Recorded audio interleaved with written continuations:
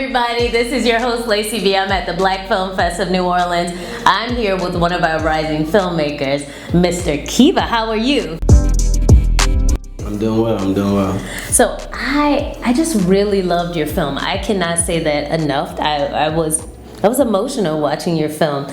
Can you tell the folks the name of your film and a bit of what it's about? Yeah, my film is titled There's a Lump in My Throat.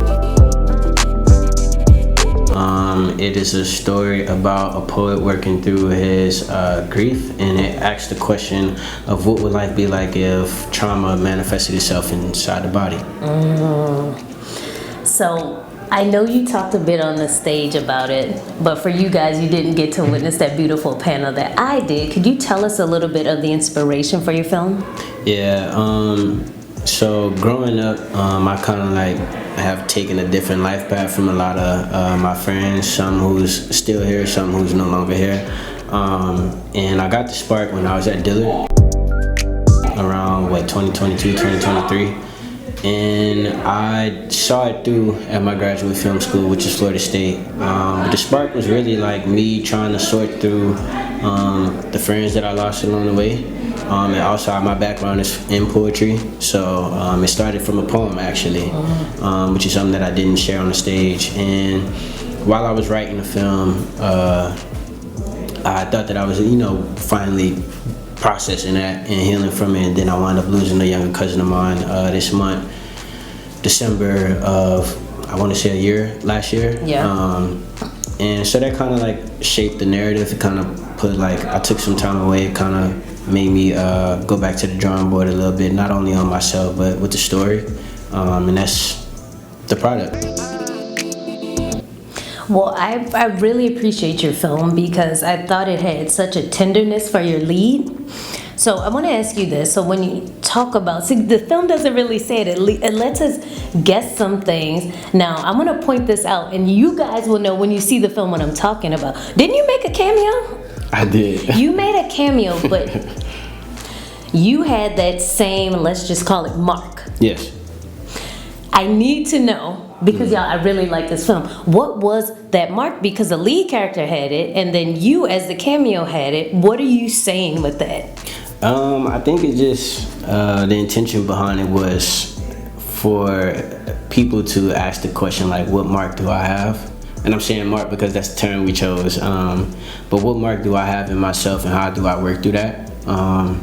So it definitely was intentional, and the reason why I'm in it is because I couldn't find nobody else to do it. But I think it still works, and I think it gives it a deeper meaning.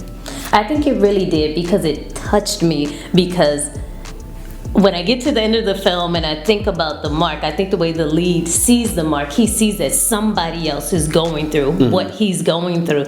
And then it touched me because, you said that growing up you lost a lot of people because you chose a different path, and I have an experience with it as a teacher. I lost students, young students, and so I realized even I have a mark, and even I wrote a poem about it. Wow. Because I had that mark, and I thought, man, this is really profound, and I love how vulnerable you made your lead. Why was that a choice for your lead to be vulnerable and to choose poetry and to not be a stereotype? He was really a breath of fresh air.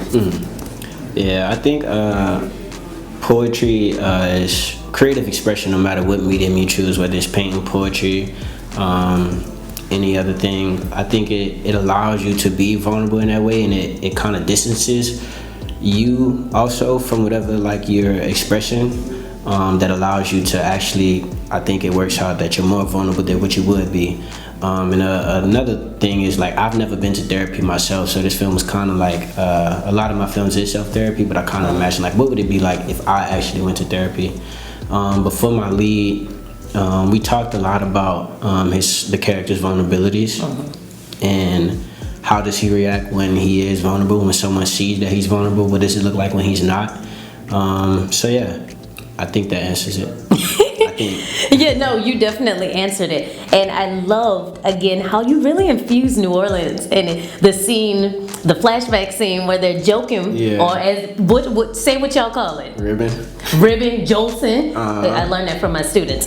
So, and that flashback scene, it was so New Orleans. How much did New Orleans play a role in this movie, and how much of a role does it play in your work? That's actually a really good question. So I made this film in Florida because I went to Florida State for graduate film school. But the original story, I chose to set it in New Orleans because that's my hometown. And as I was writing this story and like pitching it to the film school, they didn't think that it was possible for me to do it because Florida State is a PWI. Let's just put it that way. And they didn't think that something that close to Tallahassee could be the world and feel real. But one thing that's also cool about Tallahassee is Frenchtown is one of the first, it's not one of the first, but it's a very historic town with a rich black history. And that reminded me so much of home. So as I was writing this piece, I was thinking about New Orleans and St. Rose specifically, because St. Rose is where I grew up, New Orleans is where I was born. But Frenchtown really became like a really great canvas for that story and where I was at in that point in time.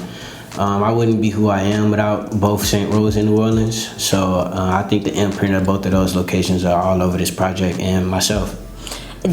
Definitely is, and I cannot say enough how grateful I am for you putting our culture the forefront and for showing people, because that's what this festival is about, right? Absolutely. People saying that our culture can't be the mainstream story, but so often our culture is a part of mainstream. It's what makes mainstream, and I'm so grateful for you for doing this work.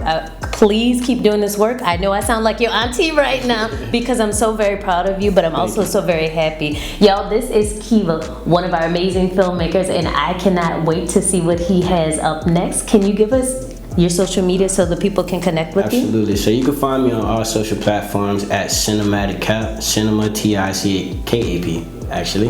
Yeah. Alrighty, well, thank you so much for taking the time to speak with us.